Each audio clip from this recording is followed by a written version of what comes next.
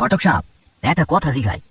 মাইয়া মানুষ গলায় দড়ি দিয়া মরছে কইলেন, তাইলে কাফনের কাপড়ে এত দাগ আর শেওলা কেন?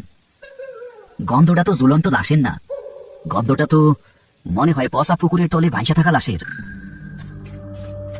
আরিফ, তুই কি লাশ বইতে আইসস নাকি পুলিশের দালালি করতে আইসস?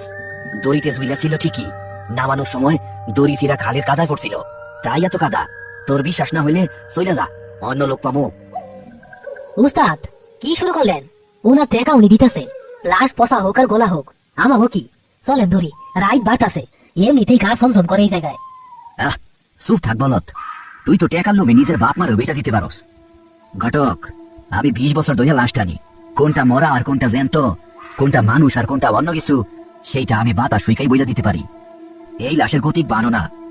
সকিনা কার মাইয়া? কোন বাড়ির?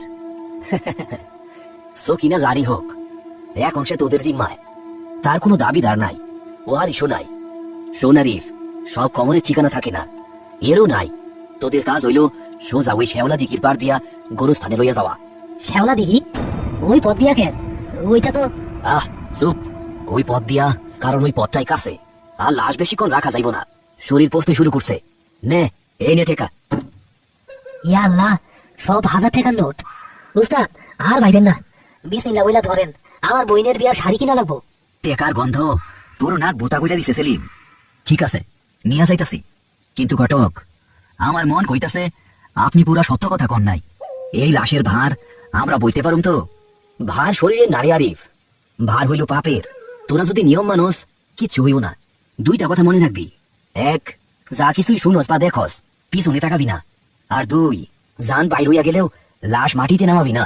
যদি নামাস, তাইলে এই সকিনা তোদের সাথে তোদের বাড়িতে যাইব। আল্লাহ ভরসা। আয় সেলিম, কাজ লাগা।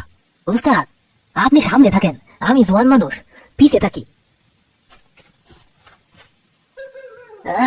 ওরে বাপরে, কি ঠান্ডা! উস্তাদ, মনে হইতাছে বরফের চাকা ধরছি। কথা কম কো।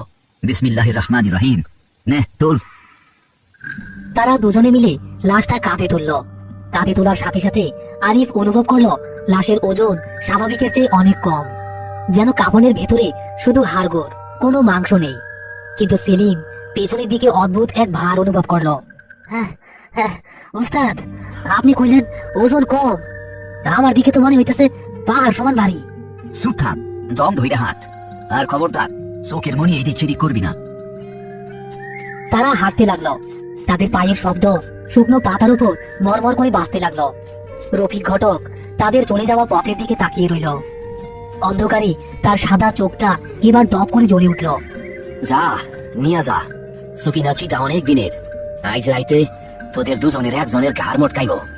দেখা যাক কে বাসে, অভিজ্ঞতা নাকি লোভ। রফিক ঘটক পেছনের অন্ধকারে মিলিয়ে গেল।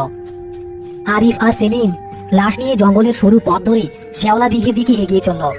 তাদের যাত্রাপথ ক্রমশই অন্ধকার থেকে আরো গভীর অন্ধকারের দিকে ধাবিত হচ্ছে।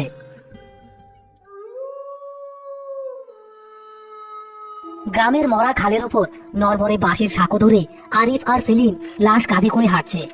চারপাশটা নিস্তব্ধ, শুধু তাদের পায়ের শব্দ আর বাঁশের খাটি আর ক্যাচ ক্যাচ আওয়াজ শোনা যাচ্ছে।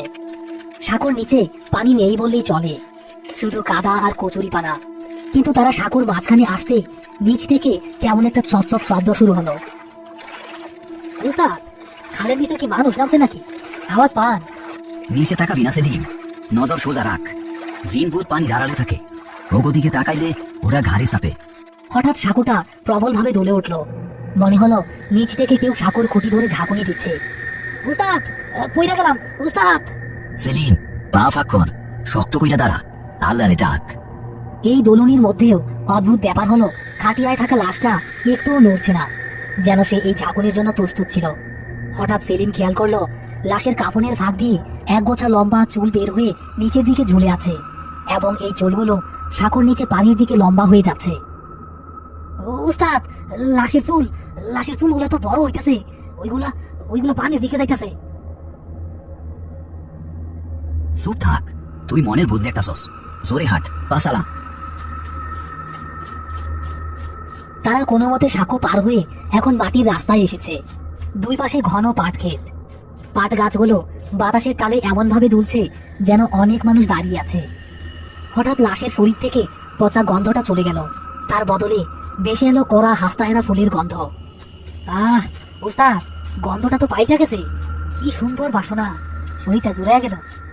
কিন্তু উস্তাদ, লাশটা যেন কমই ভারী হইতাছে, মনে হইতাছে কাঁধে পাহাড় নিয়ে আসি। সাবধান সেলিম, এই গন্ধ ভালো না। এটা নিশির ডাকের লক্ষণ। ও তোরে ভুল বুঝাইয়া ক্লান্ত করতাছে যাতে তুই ওরে নামাস। খবরদার, নামাবি না। উস্তাদ, আমার দম বন্ধ হয়ে আসতেছে, মনে হইতাছে আমার বুকের হাড় ভাঙা যাইব। আমি আর এক কদম আগাইতে পারবো না উস্তাদ, একটু জিরান দেই। না, খবরদার, আর মাত্র আধা মাইল সহ্য কর সেলিম। না উস্তাদ, আমার জান আগে, আমি আর পারবো না। সেলিম আর পারলো না।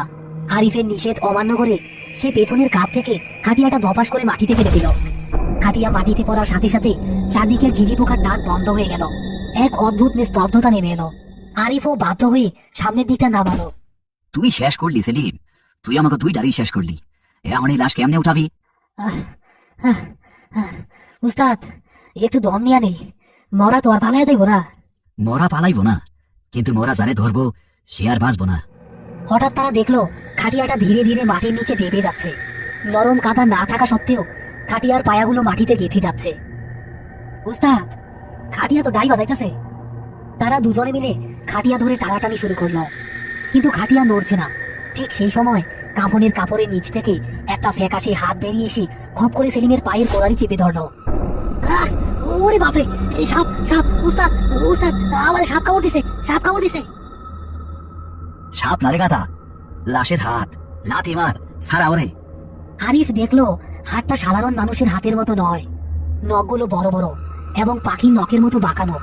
সেই হাত সেলিমের গোড়ালিতে এমন ভাবে গেঁথে গেছে যে রক্ত বের হতে শুরু করেছে। আর কাফনের ভেতর থেকে একটা খিক খিক হাসির শব্দ আসছে।